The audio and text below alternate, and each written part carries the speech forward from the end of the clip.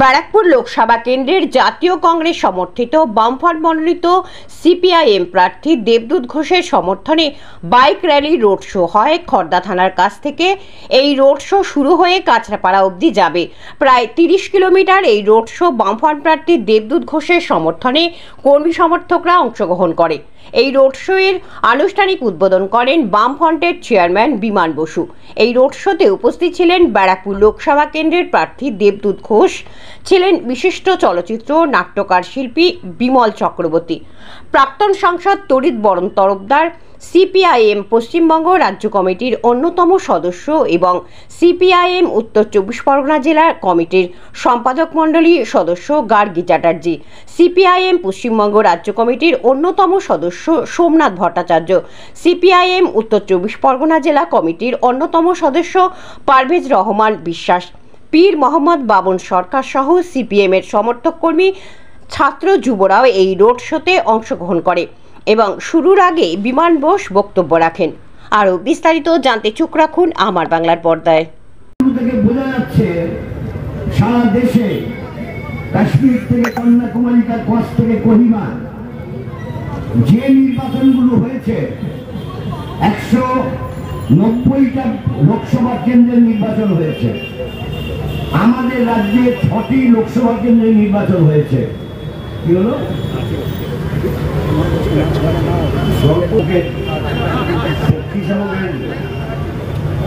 কি বলে জানো? বাংলায় বর্ষা স্বাগত। যাই হোক, আমি যেটা বলছিলাম যে তারা বলছে এটা মোদির গ্যারান্টিতে সব হয়ে যাবে, কিন্তু একটা জিনিস ভুললে চলবে না। আমাদের দেশ মোদি সরকার আসার আগে সারা পৃথিবীতে 120টা দেশের মধ্যে আমাদের দেশ খাওয়া দাওয়া দারিদ্র সবকিছু নিয়ে অবস্থান ছিল 55। আমরা 55তম দেশ ছিলাম। এটা আমাদের তৈরি করা রিপোর্ট না, বিদেশি সংস্থাগুলো তারা এইসব রিপোর্টগুলো অ্যানালাইসিস করে।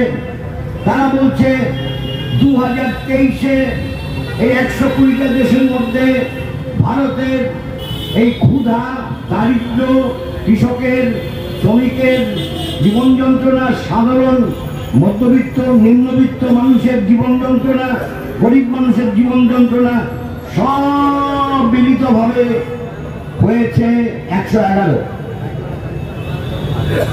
অসম্ভব ব্যাপার। এই কয়েক বছরের মধ্যে আর সবসময় আঙুল দিয়ে দেখানো হচ্ছে मोदी का गारंटी, ये हुआ है वे हुआ है, इस सब जो सब सबका साथ सबका विकास, सबका साथ सबका विकास होने से कैसा करके এটা তো একদিকের বিষয়। অন্যদিকে মনুবাদী দর্শনের মাধ্যমে দেশকে পরিচালনা করার দৃষ্টিভঙ্গিতে কে কি খাবে কে কি পড়বে তা ঠিক করে দিচ্ছে। ভয়ঙ্কর ব্যাপার। আর জাতের ভিত্তিতে মানুষের মধ্যে বিভাজন, ধর্মের ভিত্তিতে বিভাজন, বর্ণের ভিত্তিতে বিভাজন, ভয়ঙ্কর ব্যাপার। এই হচ্ছে মোদিকার গ্যারান্টির ফসল। তাই 17তম লোকসভা নির্বাচনে দিকে দিকে বামপন্থী এবং বামপন্থী সহযোগী হয়েছে আমাদের রাজ্যে জাতীয় কংগ্রেস। তার প্রার্থীদের জয়ী করার মধ্য দিয়ে লোকসভার অভ্যন্তরে কথা বলার লোক পাঠাতে হবে, যারা জীবন যন্ত্রণার কথা বলবে। আপনারা শুনলেন আজকে এই মিছিল কেন,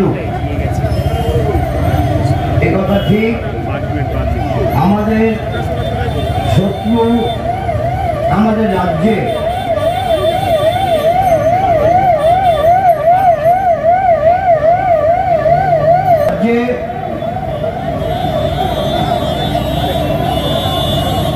রাজ্যের নির্বাচন নয়,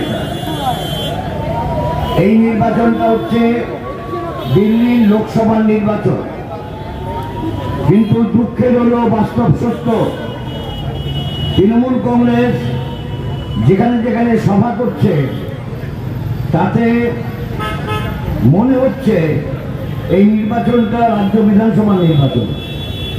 যদি ভালো করে আপনারা তৃণমূল কংগ্রেস নেত্রীর বক্তব্যগুলো শোনেন তাহলে মনে হবে এই নির্বাচন রাজ্য বিধানসভার নির্বাচন। আর যদি বিজেপির বিশেষ করে আমাদের প্রধানমন্ত্রী মিস্টার নরেন্দ্র মোদী তার কথাগুলো শোনেন তাহলে মনে হবে ভারতে মানুষের কোনো জীবন যন্ত্রণা নেই, ভারতে শ্রমিক কৃষক খুব ভালো আছে। মনে হবে যে মোদির গ্যারেন্টি, যে গ্যারেন্টির কথা বলা হয়, অল্প সময়ের ব্যবধানে সমস্ত টিভি চ্যানেলে যে বিজ্ঞাপন হচ্ছে তাতে পয়সা লাগে, লক্ষ লক্ষ কোটি টাকা তার জন্য ব্যয় করছে এবং সেখানে বলছে মোদির গ্যারান্টিতে এই হয়েছে ওই হয়েছে। আর কিছু মহিলা, কিছু যুবতী, কিছু যুবক, মধ্যবয়সী তাদের দিয়ে বলাচ্ছে এইটা হয়েছে ওইটা হয়েছে টেলিভিশন চ্যানেলেতে, আর সেটা হয়েছে মোদির গ্যারান্টির জন্য হয়েছে। আর আমার গ্যারান্টি বলে আঙুলটা এগিয়ে দিচ্ছে, এগিয়ে দিয়ে বলছে আমার গ্যারান্টি হচ্ছে এবার আসবে বিজেপি। দেশের কথা যে বলে না, দেশের মানুষের ঐক্য সংহতি বলে না, সংবিধান পরিবর্তনের কথা ওদের মধ্যে আলোচিত হয়েছে, অথচ মোদী সাহেব গতকাল যে সভা করেছেন, দুটো সভা করেছেন, তিনটে সভা করেছেন। প্রথম সভা করেছেন বর্ধমানে, সেখানে দাঁড়িয়ে পরিষ্কার করেছেন যে যারা বিরোধিতা করছে তারা সংবিধান পরিবর্তন করতে চায়।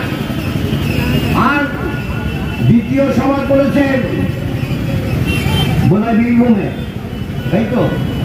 হ্যাঁ, বীরভূমে, সেখানে পরিষ্কার বলেছে যে যারা আমাদের বিরুদ্ধে কথা বলে ওই কংগ্রেস বাম, অনেকদিন পর বামের কথা বলেছে, তারা আজকে আমাদের সংবিধান পরিবর্তন করার কথা ভাবছে। এটা এই রকম কথা জার্মানিতে একবার বলেছিল নাজির সময়তে, হিটলারের সময়তে, গোয়েবেলসীয় কায়দায় যেটাও করতে চায় সেটা বিরোধীদের উপরে চাপিয়ে দিতে চায়। ভয়ঙ্কর ব্যাপার। এই অবস্থা বিচারে রেখেই আপনাদের ভোট দিতে হবে। আমি বিজেপিকে হাঁটাতে, দেশকে বাঁচাতে বিজেপিকে হাঁটাতে হবে, আর রাজ্যকে বাঁচাতে তৃণমূলকে হটাতে হবে।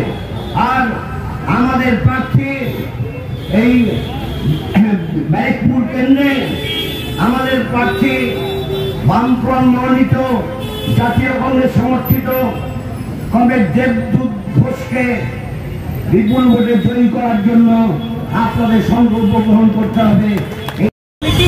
রাজ্যে ভোট শান্তিপূর্ণভাবে হওয়া সম্ভব? বোমা যারা তৈরি করে তারা মুখের কথাটা পছন্দ করে না, মুখের কথা যারা পছন্দ করে না তারাই বোমা তৈরি করে। আমাদের রাজ্যে দুর্ভাগ্যের হলো বাস্তব সত্য, তৃণমূল রাজত্বে বোমাবাজি আর অন্তর্কলহে বোমা ব্যবহার, অন্তর্দলীয় কাজেও বোমা ব্যবহার, এটা ভয়ঙ্কর ব্যাপার দেখা দিয়েছে। বিভিন্ন সময় দেখা গেছে তাদের আভ্যন্তরীণ কলহ, সেই কলহতে ব্যবহার করা হয়েছে বোমা। বোমা শুধু না, গুলি ব্যবহার করা হয়েছে। এটা হাওড়ায় গুলি করা হয়েছে। ফলে দেশের মানুষকে বুঝতে হবে কারা জনগণের বন্ধু আর কারা জনগণের শত্রু। দাদা আজকে একটা ভিডিও প্রকাশ হয়েছে যেখানে দেখা যাচ্ছে সন্দেশখালী নিয়ে একটা তৃণমূলের তরফ থেকে বলা হচ্ছে বিস্ফোরক একটা কথা সেখানে বলা হচ্ছে যে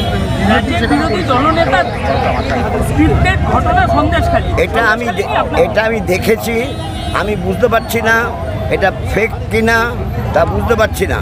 যেহেতু বুঝতে পারছি না তাই আমি কোনো মন্তব্য করব না। দ্বিতীয় দফার ভোট করানো আছে, হ্যাঁ, এবং রাজ্যে কি পরিস্থিতি বলে আপনার মনে হয়, আপনি কি ধারণা করছেন? সারা দেশে এবার মিস্টার মোদি হারবে। উত্তর ভারতে মিস্টার মোদি ভাবছেন অনেক ভালো করেছেন। আমি যে কথা বললাম 190টা যে নির্বাচন হয়েছে, হওয়ার কথা ছিল 191টা, একজন মারা গেছেন, তার জন্য কন্টামেন্টেড হয়েছে। কন্টামেন্টেড হওয়ার জন্য 190টা ভোট হয়ে গেছে এই 2 দফাতে। সেখানে মোদি মাইনরিটি হবে। উত্তর ভারত তার পক্ষে সেফ নয়, দক্ষিণ ভারতও সেফই নয়। এই ঠিক আছে। দাবি ত্যাগ এই চ্যানেল কোনো প্রচার করে না হিংসাত্মক, ক্ষতিকারক বা অবৈধ কার্যকলাপ এই চ্যানেল দ্বারা প্রদত্ত সমস্ত বিষয়বস্তু শুধুমাত্র একটি শিক্ষামূলক উদ্দেশ্যের জন্য। ধন্যবাদ। শুভেচ্ছা টিম আমার বাংলা নিউজ।